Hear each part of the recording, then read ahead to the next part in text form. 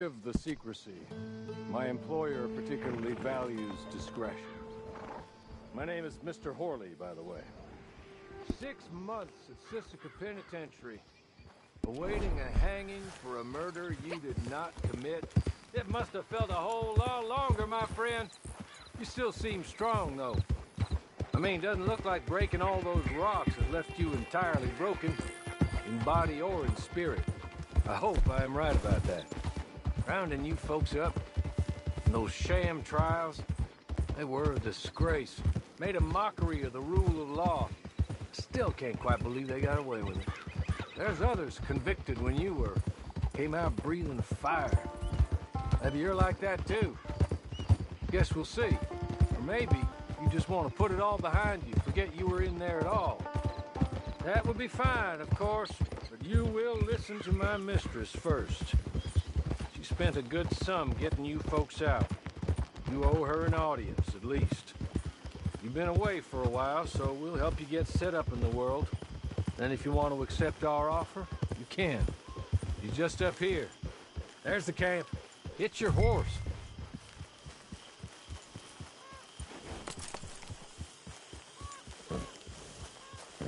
Come on, hitch up.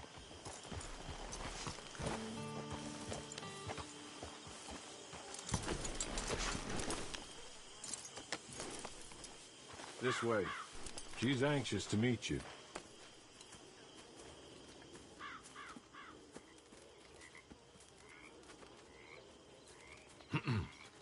Madam, we're back. Hello. Jessica Leclerc, how do you do? What did you tell her? Nothing, as we discussed. Thank you, Horley. I do hope we haven't inconvenienced you dreadfully.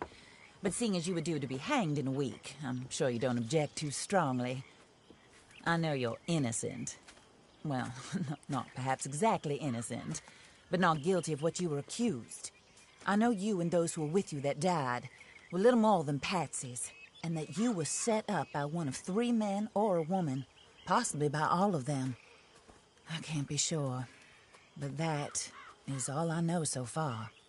And one of these people also made Mrs. Leclerc a widow. And I will avenge my husband's death, so help me God. But I will not avenge it upon them who did not cause it, or caused it unwittingly. Anyway, I'm sure this is all a touch confusing and melodramatic. Where are my manners? Horley, please show our guests to their tent and give them some fresh clothes to put on. Very good, madam. Then serve us both a little refreshment. Certainly, madam. This way. You'll find a change of clothes in there, alongside a few other items you might need, a lasso, a knife, and a lantern, I believe.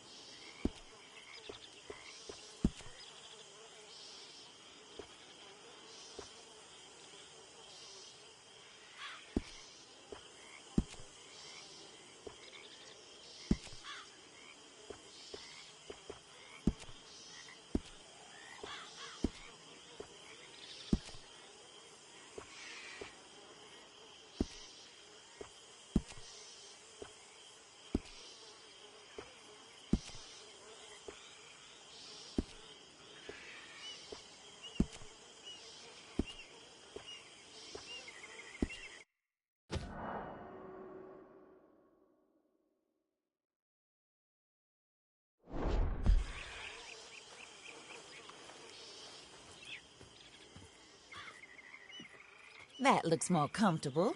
Horley? Here, madam. You're very good health. I suppose it beats dying, Mrs. Leclerc's husband was murdered by one of his business partners. And I intend to find out which one. Or rather, I intend for you to find out. And kill them. You're the only person I could possibly trust to do whatever it takes.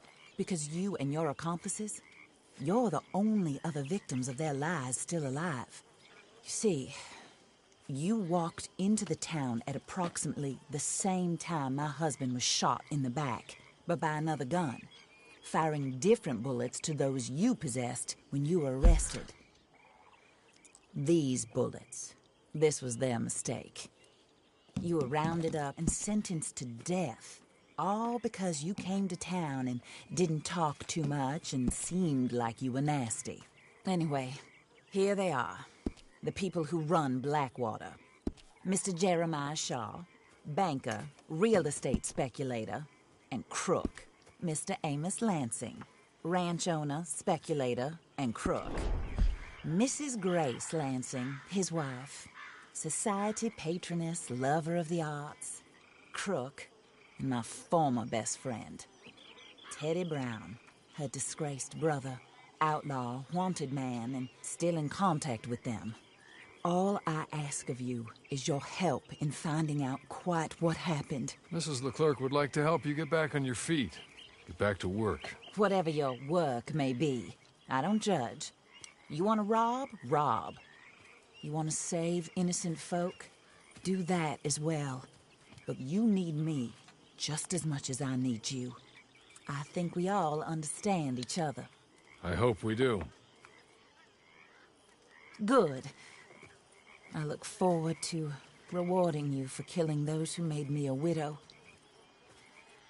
My husband was a true believer in this country and in the West.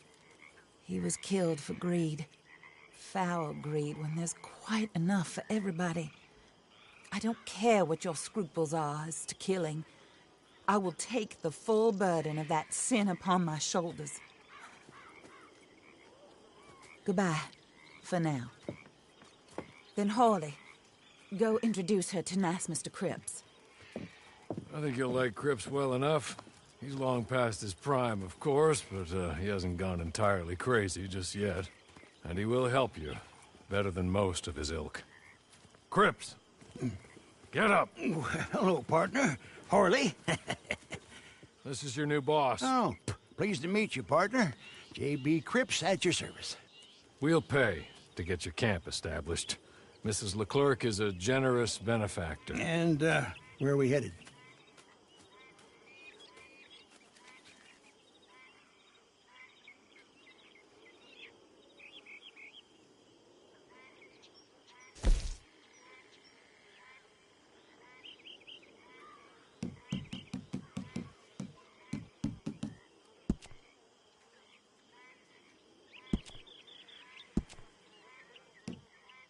Oh, and, madam, while Cripps is establishing your camp, perhaps you can go to the station and see the clerk, then head to see Clay Davies. He's a horse thief and, not a terribly nice one. Then meet Cripps back at your camp. See you shortly, boss. Good luck.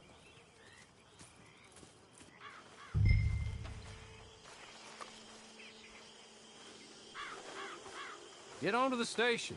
It's not too far.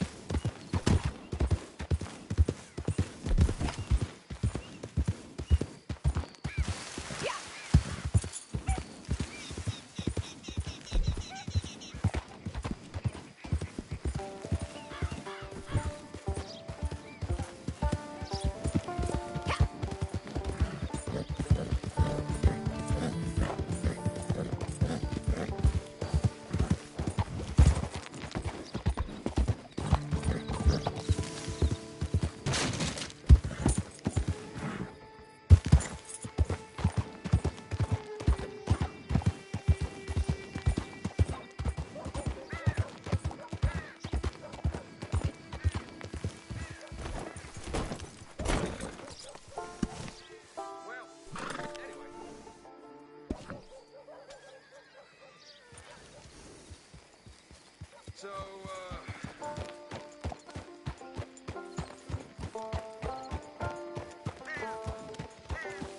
Still having nightmares about, that youngin' who died a few years back.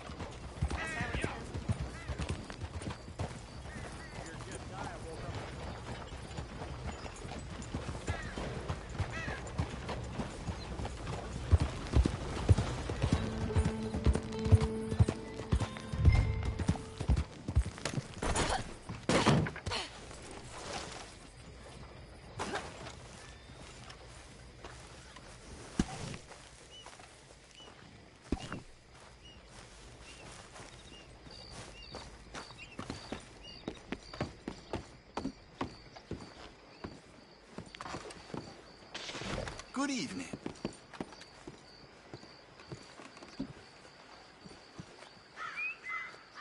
Hello there.